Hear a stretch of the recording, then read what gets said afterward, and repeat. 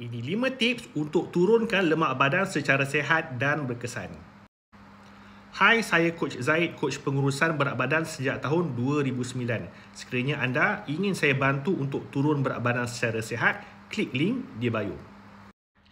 Tips pertama, kawal kalori harian. Kurangkan 300 ke 500 kalori setiap hari. Elak daripada mengambil makanan atau minuman yang tinggi gula. Elak makanan yang bergoreng, yang manis-manis.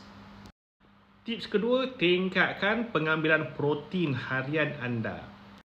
Ambil banyak makanan berprotein daripada sumber protein yang baik seperti telur ayam, dada ayam, buang kulitnya, ikan, sumber-sumber daripada kacang soya, yogurt, Greek yogurt, dan juga sumber-sumber daripada kacang soya yang lain.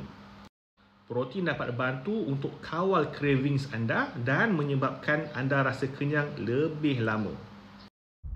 Tips ketiga, pilih karbohidrat yang sihat.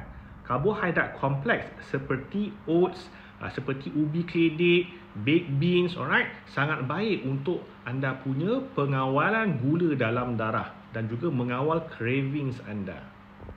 Daripada makan nasi putih, pilih nasi parboil ataupun basmati. Daripada makan roti putih, pilih roti wholemeal. Daripada makan ubi, baik makan ubi keledek. Tips keempat ialah konsisten dalam senaman. Sebaik-baiknya gabungkan senaman kardio dan juga senaman angkat berat ataupun resistance exercise. Senaman kardio baik untuk kesihatan jantung dan juga konsisten membakar lemak dalam badan anda, manakala senaman resistance exercise ataupun senaman angkat berat akan meningkatkan anda punya jisim otot. Semakin tinggi jisim otot anda, semakin banyak kalori anda dibakar ketika rehat.